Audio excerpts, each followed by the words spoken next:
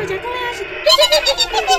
তাই তো আমি এই একটা দিনের অপেক্ষায় সারা বছর ধরে বসে থাকি ভূত চতুর্দশী নিমন্ত্রণ খাবো বলে। তো ভালো থাকি বাবারা, ভূত চতুর্দশী শুভেচ্ছা। হাই বন্ধুরা, কেমন আছো?